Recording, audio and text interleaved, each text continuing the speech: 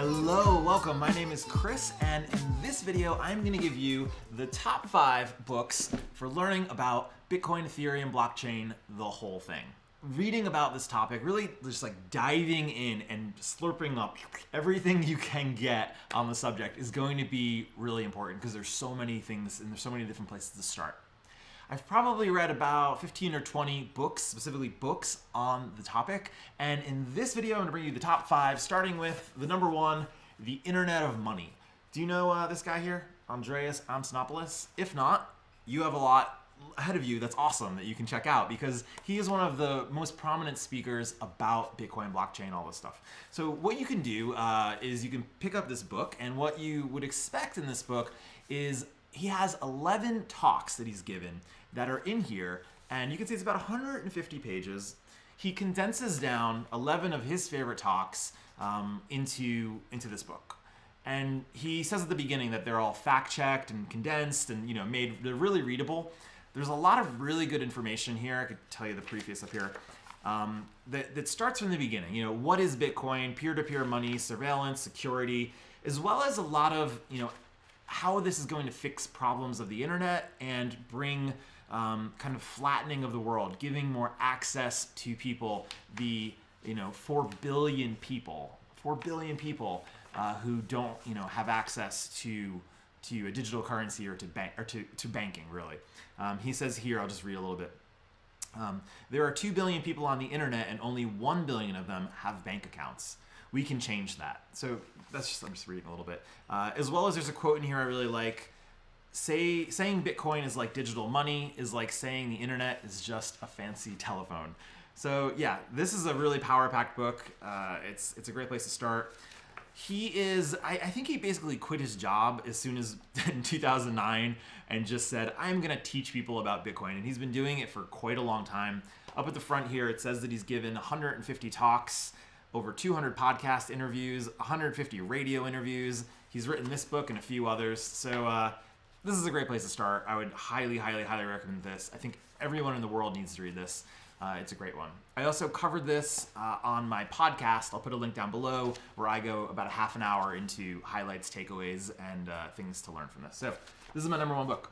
Done with that one. Number 2 is The Age of Cryptocurrency. I really like this book because it goes through a history, it sweeps through the history of the the first decade really since 2009. So he goes through the history and then he goes through some of the problems. This is this part in the middle of the book. He's talking about some of the problems that credit card companies have, that banks have, that the internets have. So then the internet has. So then it goes through a little bit more of like a functional kind of here are some of the problems, and then at the end he breaks down many of the popular coins like Ripple, Ethereum, tells their story, how they are different and the innovations they're doing. So I like this because I think it's a really just kind of wide view of the history, some of the problems in the real world, this kind of meat space, and then some of the innovations that the internet's bringing, and then that blockchain in the future kind of adds to that and why it's so important. So this one hits on a lot. Again, it's really readable and well-researched. Highly recommend it. All links will be down below. Next book. The third book I have is actually not specifically about Bitcoin or blockchain. It's Sapiens, which you may have heard.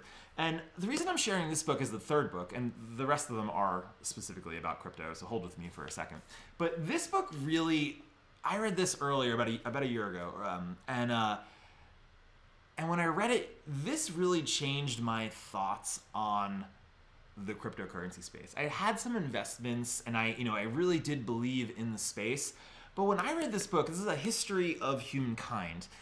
It was also highly recommended by, it was one of Barack Obama's favorite books of the year. So side note. But when I read this, he goes into a history of humanity and specifically talking about how one of the greatest innovations of humans, of Homo sapiens, right? Beyond, above apes and bonobos and gorillas and all the rest of the animals of the world, is our ability to form groups and to have trust in these groups, right? and to tell stories to each other. You know, we can form a corporation, which is just this idea, like this idea of a Pepsi corporation, is thousands of people that wake up every day for a common cause. There's no, gorillas don't have Gorilla Pepsi, right? Where they all kind of congregate and agree and pay each other. So the thing that he breaks down when he's going through the history of humanity is how important trust is and how important money is and the story of money. So there's a whole chapter in here about the story of money. And after reading this, you see a lot of similarities between how money has been adopted into our society and then kind of these other books take off with Bitcoin as being the next. He doesn't go into it at the end. He does go into some future stuff at the end, but not specifically Bitcoin.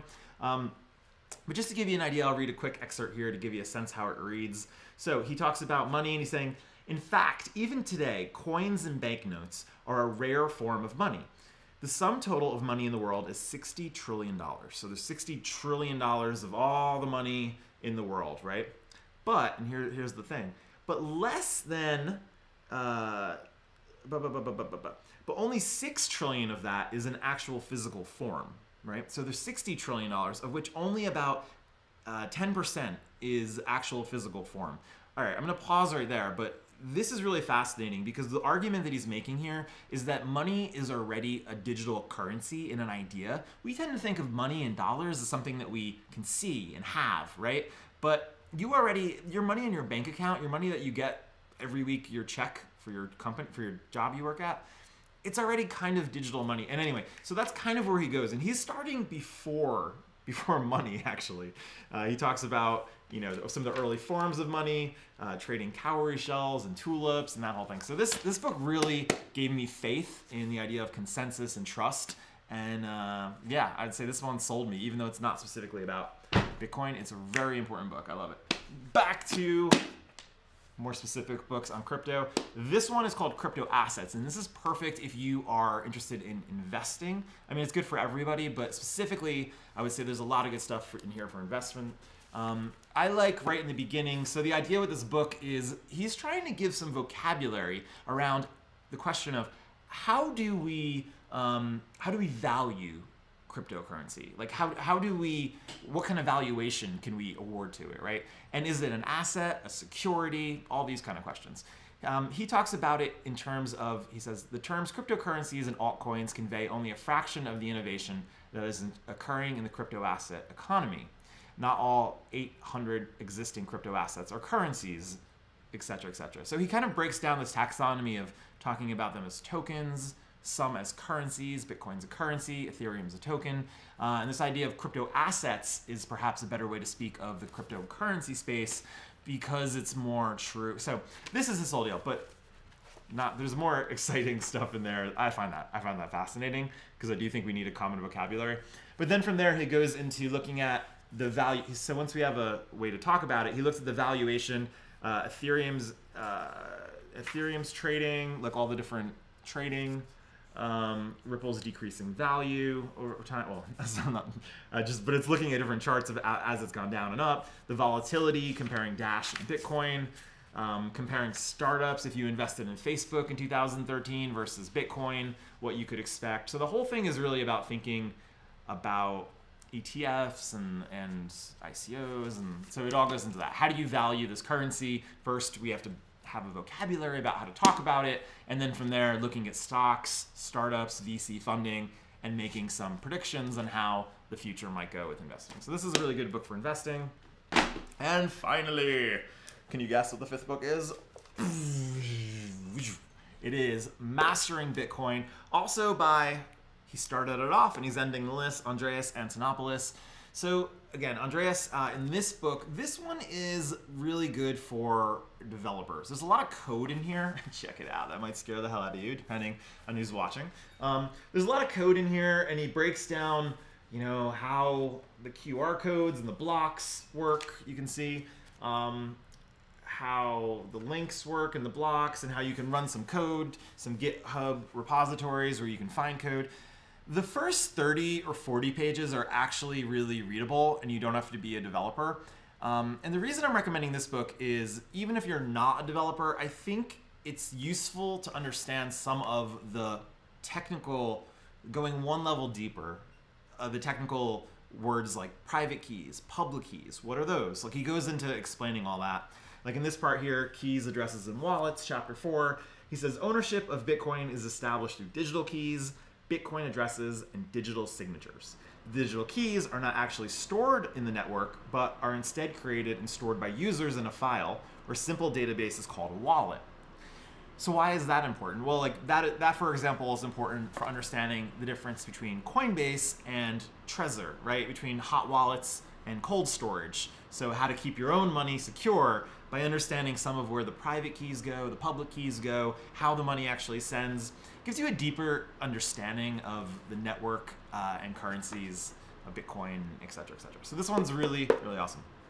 Those are my top 5. I actually have more books here. Like I said, I promised I probably read another dozen more. But a few more shout outs, I would say, if that's not enough. I would start with those, but if that's not enough, a few other ones, just some of my thoughts. So once you read, there's a follow-up to Internet of Money, so that's another one. Start with the orange one, but that's a follow-up. This one's just about blockchain. I found it a little bit, I would say this one and Digital Gold, I found them a little bit wordy. Like they weren't totally my favorite. So the other ones I like more, but these go deeper as well. And then two more books that aren't, again, about Bitcoin specifically, but have opened my mind.